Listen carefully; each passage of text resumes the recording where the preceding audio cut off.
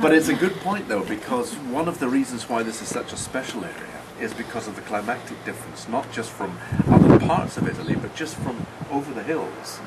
Because the determining factor of what makes this a great viticultural region is the proximity to the sea. And there you can see it.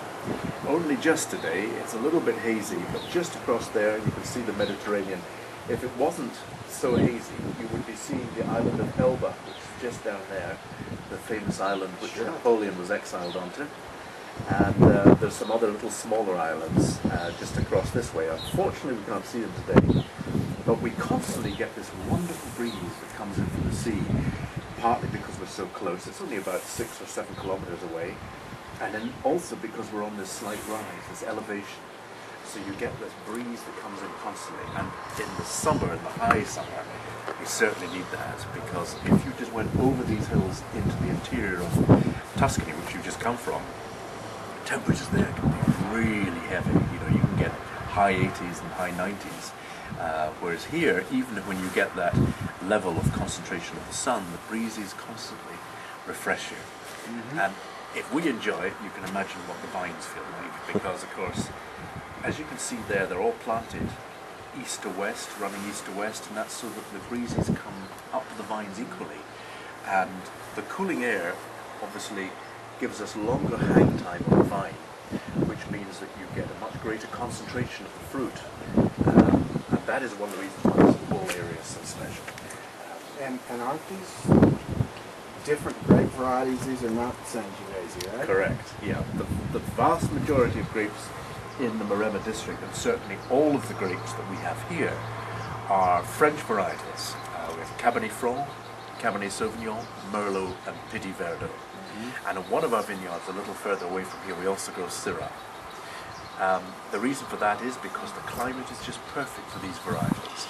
It's a little warmer than in Bordeaux, so you tend to get a little more expression, and you get a different characteristic to that of the same varietals grown in Bordeaux, but it still is cool enough so that you don't actually get overly big and overly flabby flavors coming out of the grapes because of that cooling influence.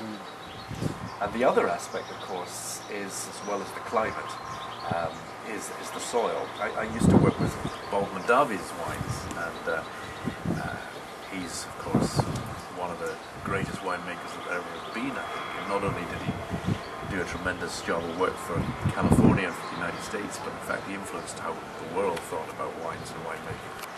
And he always used to say there's only 3 important things that make up wines, and he said that's climate and soil, and then the people involved.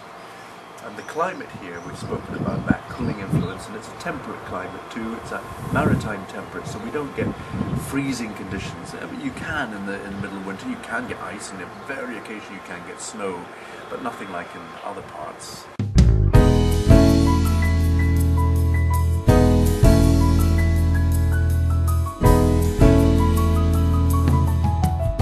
In fact, it extends down there.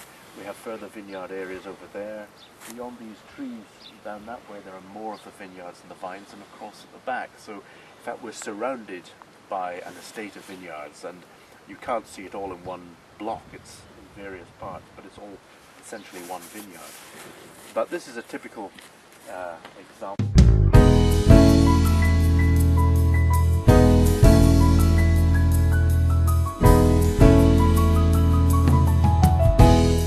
Michel and Ludovico have always worked together. Although Michel is very much, he is a consultant for Ludovico, he's also a great friend of Ludovico, and it was the pair of them who first spotted the potential of this estate.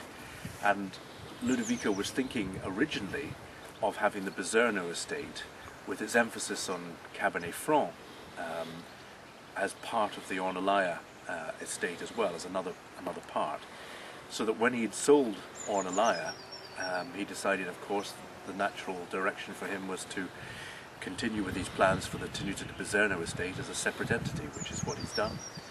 And today, of course, Michel works very closely with Elena and Ludovico on the wines. Yes. And he was here last week, wasn't he? He was here last week. He comes 4 to 5 times a year, and we work on the blends. He does the blends, and I work with him. Now, does he work with the vineyard management and? He, in the beginning, Mm-hmm. he certainly went out in the vineyard and he tells us what we should be doing in the vineyard to yields and management in many ways. But he doesn't get out in the vineyard much, but he does give us directions. Strategy for vineyard and winemaking guidelines that we do.